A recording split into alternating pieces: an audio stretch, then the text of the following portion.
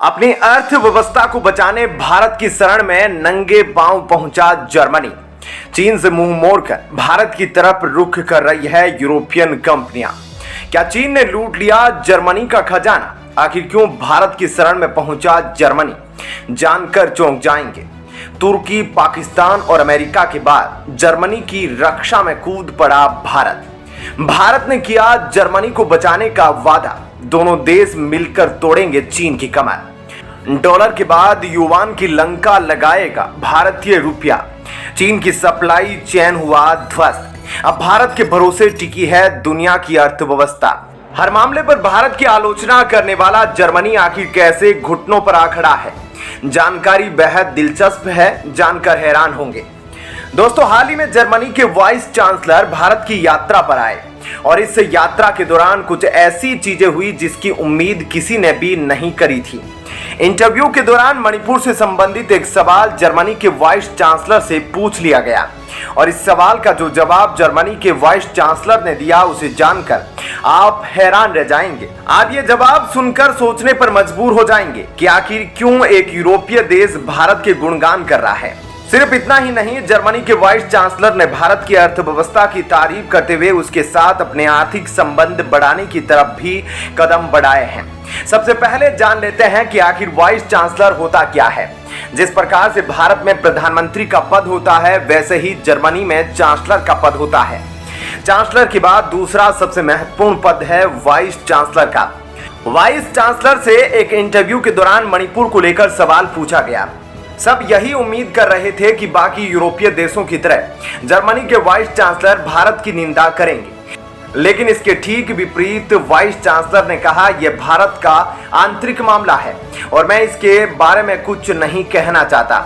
उन्होंने कहा कि भारत इस मसले को खुद ही सुलझा लेगा, लेकिन वे अर्थव्यवस्था के मामले पर बात करने के लिए आए हैं। तो आखिर अर्थव्यवस्था के संबंध में क्या बात करनी थी जर्मनी को, चलिए जानते हैं।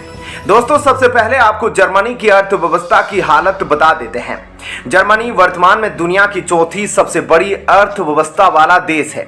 भारत अभी फिलहाल 5वें नंबर पर आता है, लेकिन ऐसी उम्मीद की जा रही है कि जिस रफ्तार से भारत की अर्थव्यवस्था बड़ी हो रही है, जल्द ही जर्मनी को क्रॉस कर लेगा।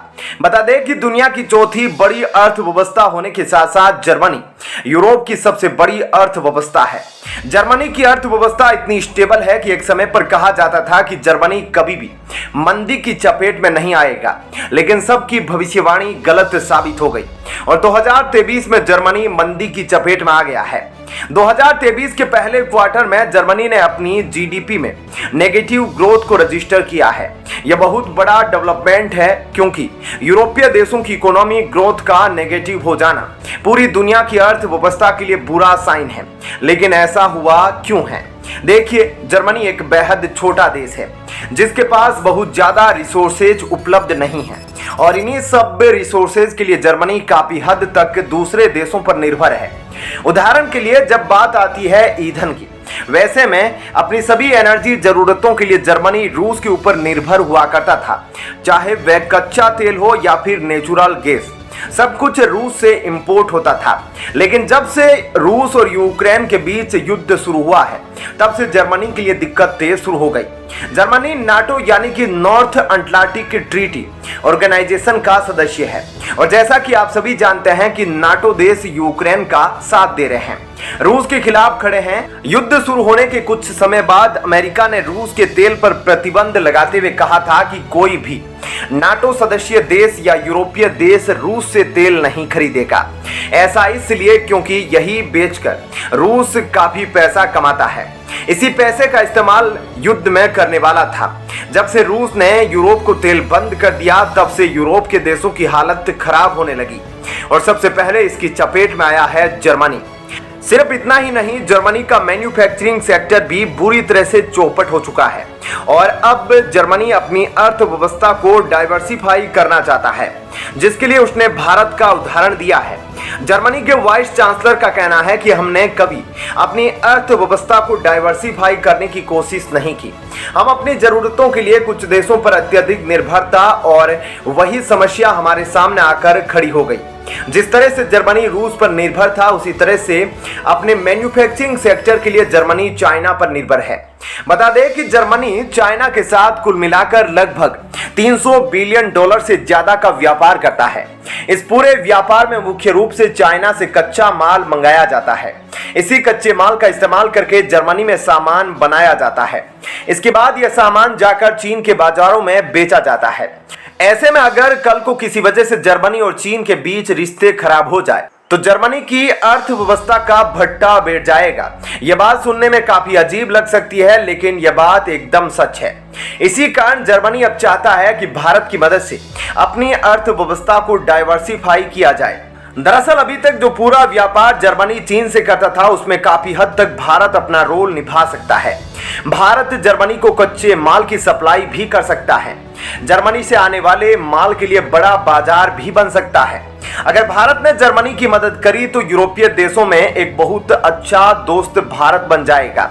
जर्मनी के वाइस चांसलर ने मीडिया में बयान देते हुए कहा कि हम चीन के साथ अपने रिश्ते तोड़ नहीं सकते, लेकिन भारत की मदद से अपनी अर्थव्यवस्था को डाइवर्सिफाई जरूर कर सकते हैं। इसी के साथ आपको बता दें कि भारत के शरणार्थियों के लिए भी एक अच्छी खबर हो सकती है।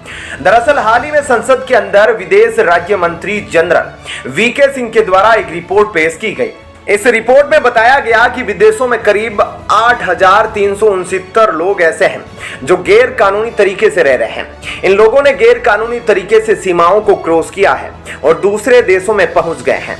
इनमें से 8,000 लोग ऐसे हैं जिन्होंने जर्मनी में शरण मांगी है। वहीं 365 लोग अमेरिका में मौजूद है, 2 ब्राजील में और 1 व्यक्ति फिनलैंड में है। लेकिन आखिर क्या कारण है कि शरणार्थियों में से 8,000 शरणार्थी शरण के लिए जर्मनी का दरवाजा खटखटा रहे हैं? दरअसल जर्मनी में शरणार्थियों के लिए काफी अच्छे नियम हैं और इसलिए गैर कानूनी रूप से उनके देश में घुसने के बावजूद लोग वहां अच्छी जिंदगी काट रहे हैं। जो भी हो, लेकिन कुल मिलाकर भारत में आए हुए जर्मनी के वाइस चांसलर ने भारत के लिए काफी सारी खुशखबरियां दे दी है। आपका इस पूरे मसले पर क्या सोचना है, हमें कमेंट सेक्शन में जरूर बताइएगा।